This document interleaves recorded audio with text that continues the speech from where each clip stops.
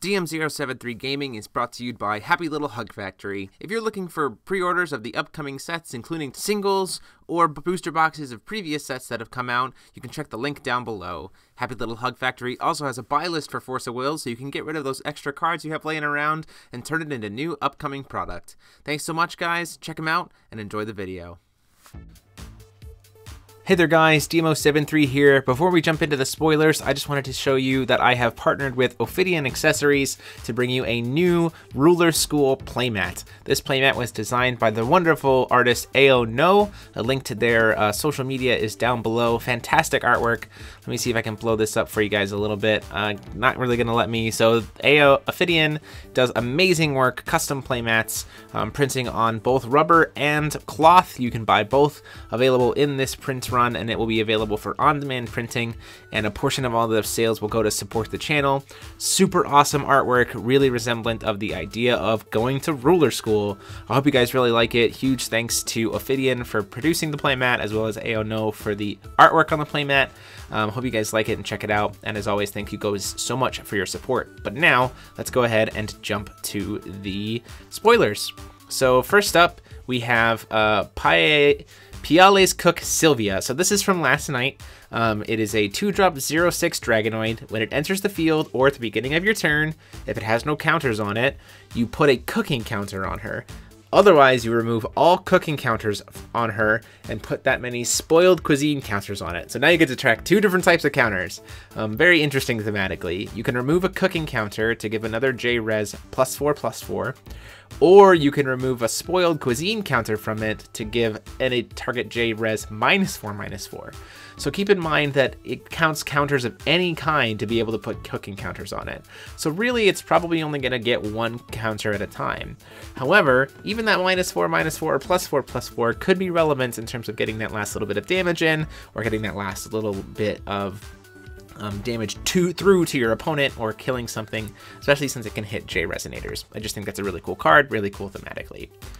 Moving on, we have Red Leaf, who is a 2-drop 6/6 elemental in the theme of these kind of multicolored leaves. You can banish it to deal 500 damage to target J-Res, or you can inherit it for 1 to turn it into like a mini Thunder, mini Lightning Strike. I think it's pretty interesting, and it's cool that it's colorless, so this is another great tool for potentially using Gil.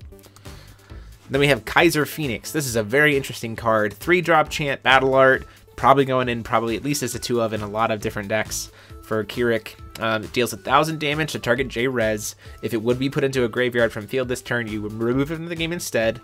You can awaken it for 7 counters to put it to recycle Kaiser Phoenix, or you can awaken it for 10 strength counters to, if you have, kind of also add play dead effect.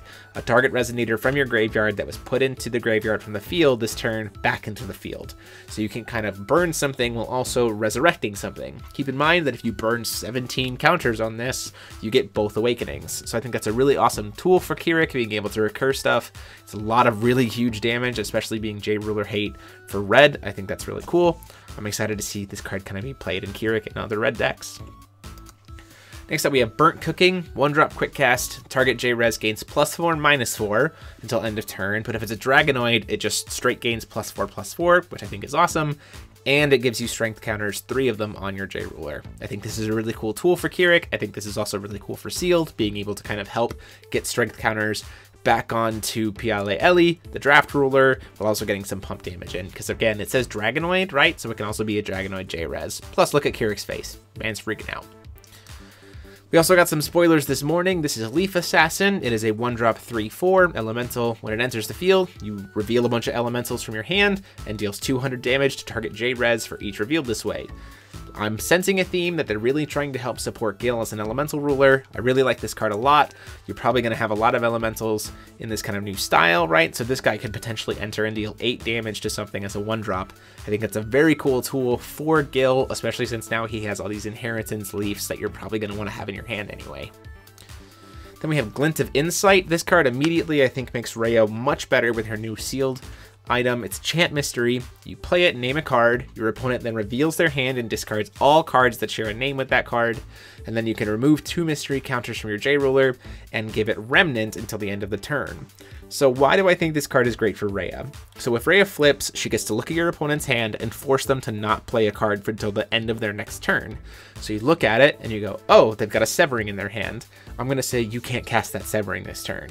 Then you can say, well, I'm going to use Glint of Insight and name a card that you have 2 of in your hand, making you discard those.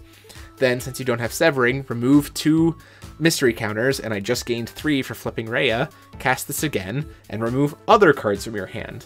So now, for 5 will, really, you're getting a 12/12 flyer, and you're ripping your opponent's hands to shreds, and setting them up with a card that they can't even cast on their turn. I think this card is an amazing tool for Rhea, and immediately makes her God's Art, or her, not God's Art, her new seal item insanely good. I'm really excited to see discard control kind of come back as a deck, and this card is definitely going to be a part of it. So now we have tonight's spoilers. Blue. We have the Unyielding Dragonlord Ragnarok. He's a 6-drop 15/15 dragon with flying, and he says, when this card enters your field, if it was played from your hand, reveal cards from the top of your deck until you choose to stop, or you reveal 2 cards that share a name. What does this mean? It's probably an IU card. Then you put all revealed cards from into your hand. So all of those cards you resolve, you just put them into your hand. Now you're going to have to discard at the end of turn, arguably.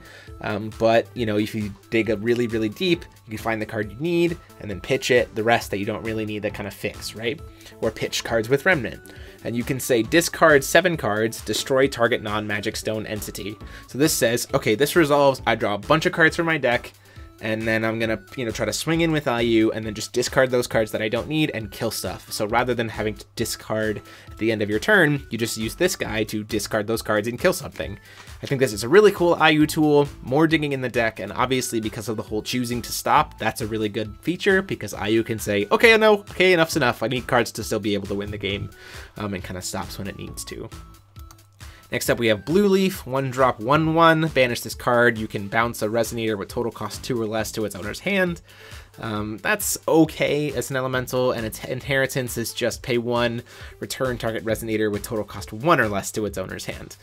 That's also okay. I think Gil Inheritance is kind of the direction they're kind of trying to push him, right? And there's a lot of good potential 1-drops, especially based on things like, being able to potentially recycle your own Lowrights, or being able to potentially, who likes, elemental stuff really, or spirit magics, being able to bounce things like Sacred Elf, other stuff like that, or potentially aggressive decks. The fact that this is Inheritance for 1 means that this could see definite play outside of Gil as a potential sideboard card, because it's technically, will colorless, I guess. But all in all, this card is a little bit meh by comparison to the other leaves so far. I definitely think you probably play at least a couple of it in Gil just to be able to use it, but it's probably more going to be relegated to the sideboard more than not. Then we have Roar of the Soul. This is an immediate include in any IU deck. It's this 1-drop chant, put up to 2 target soul resonators from your graveyard into your hand. Instantly being able to recur 2 souls, just for 1 will. Immediately include in all IU decks. So that's kind of cool that we're getting more tools like that. But this card is very interesting. The End of Possession. So it's a 3-drop quick cast champ. Target J-Res loses all abilities, becomes a 0/1. Says J-Res 2, so this also affects J-Rulers. That's super relevant in my opinion. But if it's IU, specifically on her J-Ruler side, she still keeps all of her abilities, and then she becomes a 20/20 base stat. So let's talk about that, right? So she can become a 20/20 base stat, and then she keeps all her abilities, so then if you pitch souls, then she gains flying and becomes a 25/25 for the cost of 3 will and 1 soul. That's a pretty awesome new tool for IU. I'm pretty excited to see kind of where that comes from, kind of what that leads to with her. And as you'll see in the feature match tomorrow, I think IU still has a lot of potential. So it's really cool to see that she's still getting support kind of as we move forward. But again, that is the spoilers for tonight. Let me know what you guys think about these cards, what you're most excited about. And again, please consider going and checking out the DMO73 Ruler School playmat, available in rubber or in cloth. Both very, very high quality printed. I can't wait to show them off on the channel themselves as soon as they're in, and a portion of every sale goes to help support the channel. So thank you guys so much for everything. Again, let me know what you think about these spoilers in the sections down below, and check back tomorrow for the feature match. And until next time, this is DMO73 signing off. Huge thanks to the patrons of the channel. You see their names here on the screen as well as down below in the description. They are what help make this channel run and help me do these awesome projects for you guys. If you feel like joining the channel and getting access to all the cool perks that come with being a patron, click on the P on the screen or the link down below. Thanks so much. See you next time.